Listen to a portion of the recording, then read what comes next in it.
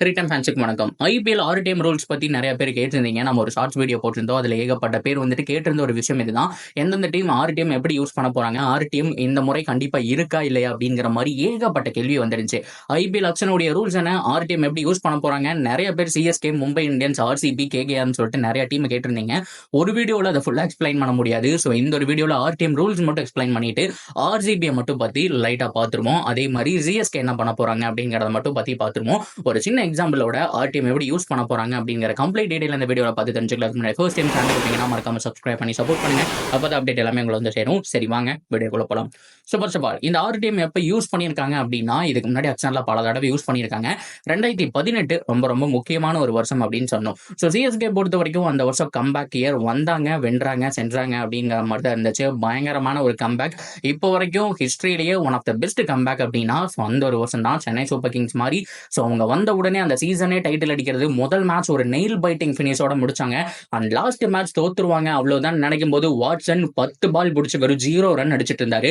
ஆனா அதுக்கப்புறம் மனுஷன் ருத்ர தாண்டவம் ஆடி செஞ்சுரி அடிச்சு வின் பண்ணி கொடுத்ததெல்லாம் இன்னும் கண்ணுக்குள்ளேயே இருக்கு. அந்த வருஷம் சிஎஸ்கே என்ன பண்ணிருப்பாங்க அப்படின்னா, பிராவோ பொறுத்த வரைக்கும் குஜராத் லயன்ஸ்ல விளையாண்டுட்டு இருப்பாரு. ஸோ ரெய்னாவுடைய கேப்டன்சி கீழே. ஸோ அதுக்கப்புறம் அந்த 2 டீம் போனதுக்கு அப்புறம் சிஎஸ்கே வந்ததுக்கு அப்புறம் அவர் அக்ஷனுக்கு டைரக்டா வந்துட்டாருங்க. ஸோ அந்த சமயத்துல என்ன ஆச்சு அப்படின்னா, பஞ்சாப் கிங்ஸ் 6.4 கோடிக்கு ஆல்மோஸ்ட் வாங்கிட்டாங்க.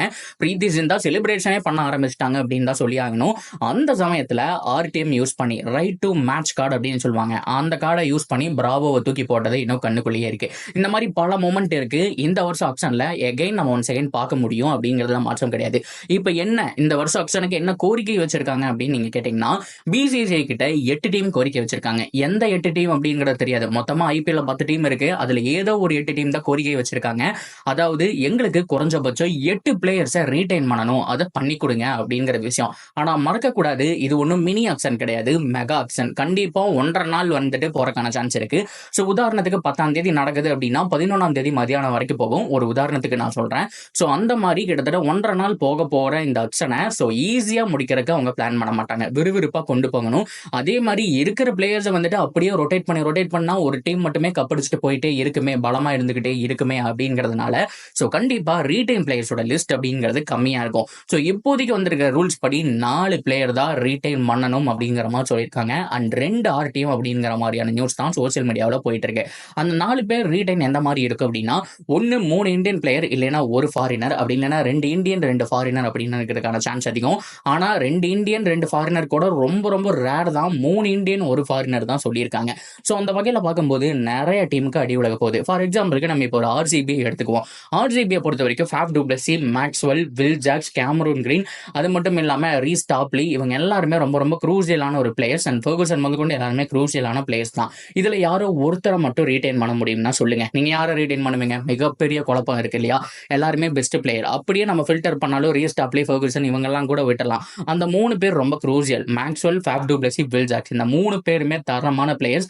வெளியில விட நீங்க விரும்ப மாட்டீங்க. அப்படி பார்க்கும்போது யாராவது ஒருத்தர் தான் பண்ண முடியும் அப்படின்னா, 10 இயர் பிளான், அடுத்த 10 வருஷத்துக்கு யாரெல்லாம் அவைலபிளா இருப்பாங்கன்னு நீங்க யோசிச்சீங்கன்னா, ரைட்டவே கேப்டன் ஃபேஃப் டு பிளஸ்ஸியாவே இருந்தாலும் அவரையும் கலட்டி விட்டுட்டு, மேக்ஸ்வெல்லே கலட்டி விட்டுட்டு வில் ஜாக்ஸை ரீடைன் பண்றதுக்கான சான்ஸ் அதிகம். நான் ஒரு உதாரணத்துக்கு சொல்றேங்க, இதை ஜஸ்ட் நீங்க எக்ஸாம்பிளா எடுத்துக்கோங்க, ஓகேவா? அது போக 3 இந்தியன் பிளேயர்னா ஒரு விராட் கோலி, ஒரு சிராஜ், அது போக ஒரு ரஜத் படிதர் அப்படிங்கிற மாதிரி உதாரணத்துக்கு வச்சுக்கலாம். இப்ப 4 பேரை ரீடைன் பண்ணிட்டாங்க இல்லையா? ஆனா டீம்ல இருக்கக்கூடிய பல பேரை கலட்டி விட்டாங்க ஆர்சிபி. இருந்தாலும் இன்னும் ஒரு வாய்ப்பு இருக்கு. ஆர்டிஎம் கார்டு அப்படின்னு சொல்லி 2 கார்டு கொடுக்குறாங்க.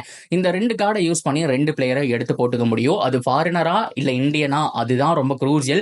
இந்தியன் பிளேயர்ஸ்க்கு மட்டும் யூஸ் பண்ண போறாங்களா இல்ல ஃபாரினருக்கு யூஸ் பண்ண போறாங்களா, எந்த மாதிரி ரூல்ஸ் சொல்ல போறாங்க அப்படிங்கறத பொறுத்து தான். சோ பிராவோ பொறுத்த வரைக்கும் ஃபாரினர் தான். அது போக ஈஸ்வர் பாண்டே, இந்த மாதிரியான ஒரு ஆள்களையும் பார்த்தோம் அப்படின்னா சிஎஸ்கே ரீடைன் பண்ணாங்க. சோ அப்போ இந்தியன் பிளேயர் அண்ட் ஃபாரினர் ரெண்டுக்குமே ஆர்டிஎம் ஒர்க் ஆயிருக்கு.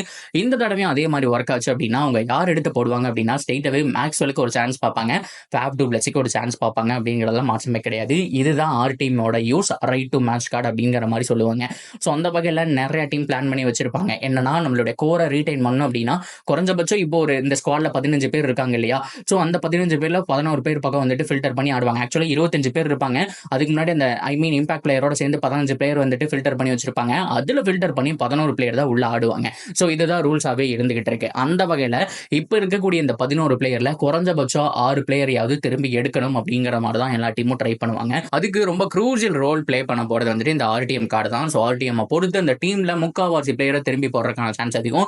ஸோ ஆர்டிஎம் யார் பக்காவாக யூஸ் பண்றாங்களோ ஆக்ஷன்ல சும்மா கெத்து காமிக்கலாம், என்ன நடக்க போகுது அப்படிங்கிறத பொறுத்து இருந்து பார்க்கலாம். ஸோ தட்ஸ் வீடியோ கைஸ், எல்லாமே கவர் பண்ணிட்டேன்னு நினைக்கிறேன். ஸோ இதை தொடர்ந்து ஒவ்வொரு டீமோட ரீடைன் அண்ட் ரிலீஸ் பிளேயர்ஸோட லிஸ்ட் கேட்டிருந்தீங்க. இன்னும் அஃபீஷியலாக வர 2 மாசம் ஆகும் அப்படின்னா கூட நம்மளுடைய ப்ரெடிக்ஷன் வீடியோ சீக்கிரமாகவே போட ட்ரை பண்றேன். ஸோ இந்த வீடியோ பிடிச்சிருந்தா லைக் பண்ணிட்டு உங்களுடைய அந்த ஃபேவரட் 4 யாரு அண்ட் ஆர்டிஎம் யாருக்கு யூஸ் பண்ணுவீங்க அப்படிங்கிறத கமெண்ட் பண்ணிட்டு இந்த மாதிரியான அப்டேட்டுக்கு நம்ம சேனலோட தொடர்ந்து இணைஞ்சிருங்க.